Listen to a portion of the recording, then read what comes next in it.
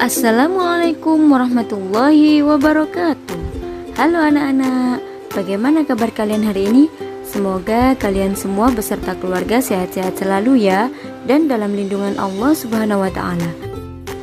Nah, sebelum kita memulai pembelajaran, marilah kita berdoa terlebih dahulu agar kita diberi kemudahan oleh Allah dalam belajar dan diberi ilmu yang bermanfaat. Berdoa mulai.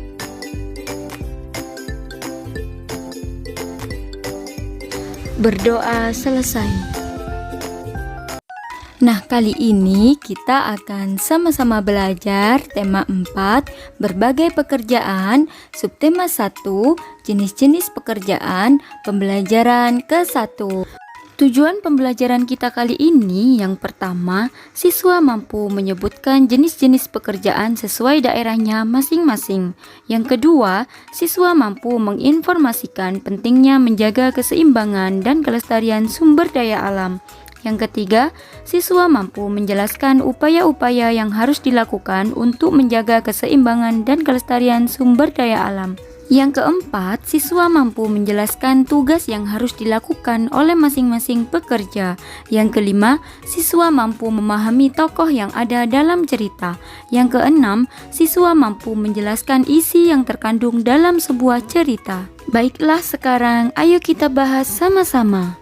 Nah, sekarang anak-anak, ayo coba perhatikan lingkungan tempat tinggalmu. Apakah kamu tinggal di pegunungan? Atau di dataran rendah? Ataukah di wilayah pantai? Bagaimana jenis tumbuhan yang terdapat di sana? Lalu, pekerjaan apa saja ya yang terdapat di masing-masing tempat tinggal tersebut? Sekarang, mari kita pelajari jenis-jenis pekerjaan berdasarkan tempat tinggal. Yang pertama, daerah pegunungan. Pekerjaan yang terdapat di daerah pegunungan antara lain petani sayur, usaha budidaya ikan air tawar, usaha penginapan atau hotel, pemandu wisata, penyuluh pertanian, yang mana untuk membantu dan mengawasi para petani agar hasil pertaniannya semakin bagus. Selanjutnya, usaha kuliner atau makanan di dekat pegunungan seperti kafe, restoran, dan sebagainya. Selanjutnya, usaha peternakan seperti beternak sapi, kambing, dan lain-lain. Selanjutnya, jenis-jenis pekerjaan apa sajakah yang terdapat di daerah dataran rendah? Di antaranya petani padi, pedagang, usaha di bidang industri, usaha di bidang kuliner seperti restoran dan rumah makan, usaha di bidang kerajinan seperti kerajinan perabot hiasan rumah dan alat-alat rumah tangga, peternakan seperti ayam, sapi, bebek, dan lain-lain. Pekerjaan di bidang jasa. Ada dua macam pekerjaan di bidang jasa, yaitu dengan gelar dan tanpa gelar. Pekerjaan di bidang jasa yang membutuhkan gelar seperti polisi, dokter, dan guru. Sedangkan pekerjaan di bidang jasa yang tidak membutuhkan gelar seperti tukang ojek, sopir, dan montir. Selanjutnya, jenis-jenis pekerjaan apa sajakah yang terdapat di daerah pantai? Di antaranya, nelayan, petani garam, usaha kuliner atau makanan yang dibangun di tepi pantai, usaha hotel atau penginapan yang dibangun di tepi pantai. Nah, semua pekerjaan manusia tentunya akan sangat berpengaruh terhadap kelestarian dan keseimbangan sumber daya alam. Keseimbangan lingkungan merupakan kemampuan lingkungan untuk mengatasi tekanan dari alam maupun dari aktivitas manusia, serta kemampuan lingkungan dalam menjaga kestabilan kehidupan di dalamnya. Keseimbangan lingkungan akan tercapai bila ada interaksi antar organisme dengan faktor lingkungan, dan interaksi antar komponen dalam suatu lingkungan dapat berjalan dengan proporsional. Nah, sekarang ayo coba perhatikan skema berikut ini. Keseimbangan ekosistem dapat terganggu akibat dipengaruhi oleh dua faktor. Yang pertama, faktor alami, yang kedua, faktor manusia. Faktor alami antara lain bencana alam seperti letusan gunung berapi, banjir, tanah longsor, kebakaran hutan, badai, dan tsunami. Sedangkan faktor yang dipengaruhi oleh manusia antara lain penebangan dan pembakaran hutan mengakibatkan fungsi tumbuhan terganggu dan hilangnya spesies hewan. Perburuan liar mengakibatkan rantai makanan terganggu. Penggunaan pupuk buatan mengakibatkan tanah menjadi rusak. Pembuangan limbah dan sampah mengakibatkan pencemaran lingkungan. Berikut ini upaya-upaya untuk menjaga keseimbangan lingkungan. Yang pertama, mengurangi penggunaan kertas dan mendaur ulangnya. Yang kedua, mengurangi penggunaan bahan-bahan kimia dalam rumah tangga. Yang ketiga, menghemat dalam penggunaan air dan membangun daerah peresapan air di halaman rumah. Yang keempat, mengurangi produksi sampah, memisahkan sampah, dan mendaur ulangnya. Yang kelima, menghemat penggunaan bahan bakar. Yang keenam, menghentikan jual beli berbagai spesies hewan langka. Yang ketujuh, tidak membakar hutan untuk membuka lahan. Yang kedelapan, menerapkan sistem bercocok tanam yang memerhatikan lingkungan. Yang kesembilan, pengawasan pemerintah terhadap produk impor. Nah, sekarang ayo coba perhatikan proses pembuatan kain dan baju pada gambar berikut ini. Terdapat pekerja apa sajakah yang ada di sana? Lalu, apa tugas dari masing-masing pekerja tersebut? Ya, benar sekali. Pekerja yang terdapat dalam proses pembuatan kain dan baju adalah yang pertama, petani kapas. Tugas yang dilakukan adalah menanam kapas. Yang kedua, pemintal kapas. Tugas yang dilakukan adalah memintal serat kapas menjadi benang. Yang ketiga, penenun kain. Tugas yang dilakukan adalah menenun benang menjadi kain. Yang keempat, perancang busana atau pakaian. Tugas yang dilakukan adalah membuat pola baju. Yang kelima, penjahit baju. Tugas yang dilakukan adalah membuat baju berdasarkan pola atau menjahitnya. Nah, sekarang ayo simaklah cerpen berikut yang berjudul Satu Pohon untuk Berjuta Kehidupan, karangan Fitria Rika Arianti. Hari ini Mila pulang dari sekolah. Mila hidup di perkotaan yang lumayan padat. Banyak kendaraan bermotor lalu lalang di jalan raya. Suhu di kotanya lumayan cukup panas di saat Mila pulang sekolah. Sepanjang jalan menuju rumahnya hanya terlihat kendaraan bermotor saja. Hanya sedikit pohon yang Mila lihat. Sesampainya di rumah, hawanya sama saja dengan di jalan. Panas sampai-sampai keringat Mila mengucur deras.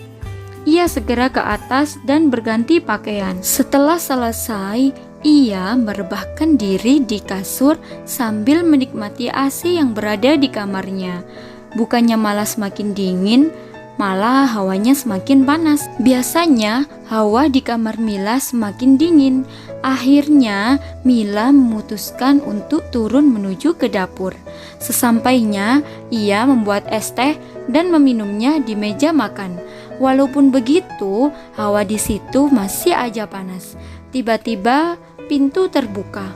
Ternyata Mama Mila yang datang. "Selamat siang, Ma," sapa Mila. "Selamat siang. Kok kamu di sini? Gak di kamarmu aja?" tanya Mama Mila sambil duduk di hadapan anaknya. "Panas banget, Ma, di kamar. Mending di sini, bisa minum es teh," ujar Mila sambil meminum es teh kembali. "Oh, mungkin itu efek rumah kaca," ujar Mama Mila. Mila tidak mengerti efek rumah kaca itu apa. "Apa itu efek rumah kaca?" tanya Mila.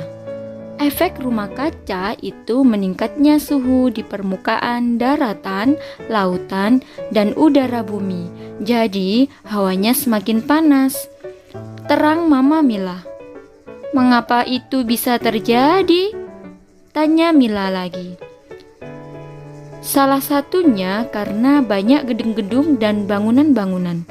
Mengapa bisa begitu? Karena gedung-gedung itu memantulkan panas matahari, bukan menyerap panas matahari. Terang Mama Mila. Lalu, apakah akibatnya juga seperti ini, Ma? Panasnya itu jadi meningkat. Tanya Mila lagi. Iya, bukan hanya itu. Efek rumah kaca juga menyebabkan gunung-gunung es mencair, sehingga permukaan air laut meningkat. Terang Mama Mila lagi. Lalu bagaimana mengatasinya? Tanya Mila lagi. Caranya bisa dengan menanam pohon. Pohon bisa merindangkan daerah-daerah yang membuat udaranya semakin sejuk. Juga untuk mengurangi polusi udara di perkotaan. Pemerintah kota sekarang sedang membuat taman kota supaya kota kita semakin sejuk. Ujar Mama Mila. Wah, pohon itu juga berguna ya, ternyata untuk kebaikan kita. Ujar Mila yang sekarang mengerti. Iya, banyak tangan-tangan jahil yang senang menebangi pohon. Mereka tidak tahu pohon itu sangat bermanfaat bagi kita semua. Satu pohon itu bisa menghidupi jutaan kehidupan loh. Maka dari itu, kita semua harus menjaga alam ini. Coba bayangkan jika pohon itu sudah punah. Bagaimana tidak panasnya udara di masa itu? Tanggap Mama Mila. Iya ya, Ma. Mila sering melihat di televisi, hutan-hutan di Indonesia itu sering ditebang-tebang untuk keperluan mereka sendiri. Akibatnya, daerah itu jadi kekeringan dan juga banyak terjadi bencana alam seperti banjir dan tanah longsor. Ujar Mila. Betul itu. Sekarang, mulai banyak orang-orang yang peduli dengan hutan di Indonesia. Mereka melakukan unjuk rasa untuk menyelamatkan hutan di Indonesia. Pemerintah Indonesia juga melakukan reboisasi, yaitu penanaman hutan kembali pada hutan yang sudah gundul di berbagai wilayah hutan yang sudah gundul di Indonesia. Maka dari itu, Mila juga harus ikut melestarikan alam Indonesia ya. Mila bisa membantu dengan merawat pohon-pohon yang ada di kota ini. Pesan Mama Mila kepada Mila. Mila mengangguk dan berjanji akan merawat pohon-pohon yang ada di Indonesia ini. Mila tidak mau merasakan panasnya udara jika tidak ada pohon. Nah, setelah mendengarkan cerita tadi, sekarang ayo jawablah pertanyaan-pertanyaan berikut ini.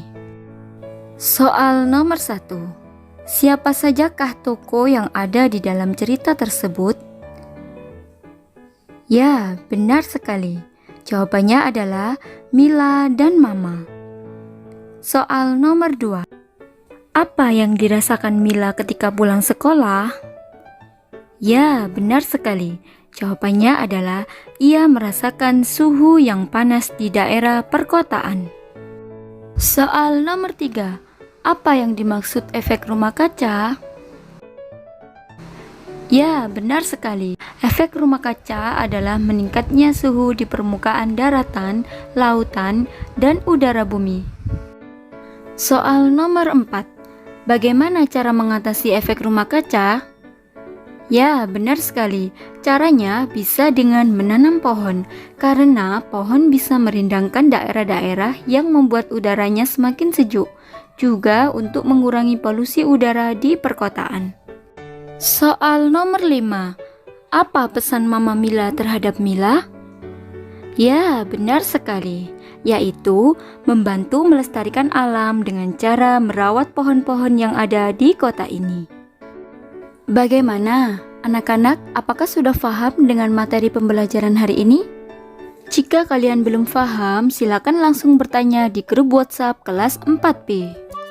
Nah, kesimpulan pembelajaran kita hari ini adalah jenis-jenis pekerjaan manusia dipengaruhi oleh daerah tempat tinggal masing-masing orang. Dalam bekerja, kita harus selalu memerhatikan kelestarian sumber daya alam supaya keseimbangan lingkungan tetap terjaga dan bisa bermanfaat bagi kita semua. Nah, untuk memahami tokoh dalam cerita, kita harus membaca cerita dengan seksama. Cukup sekian pembelajaran kita hari ini. Semoga bermanfaat. Tetap semangat, tetap belajar, tetap jaga kesehatan. Dan jangan lupa patuhi protokol kesehatan. Selamat belajar. Wassalamualaikum warahmatullahi wabarakatuh.